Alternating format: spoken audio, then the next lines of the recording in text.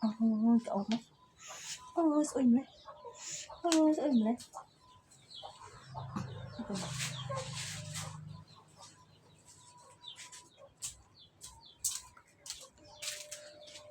như thế này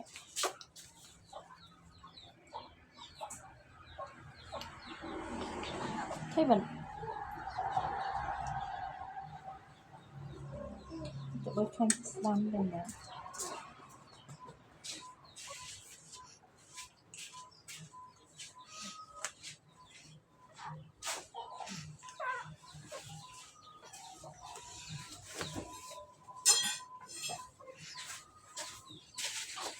mà mặt thơ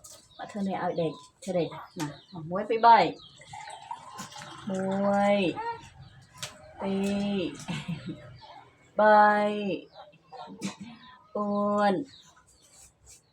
pram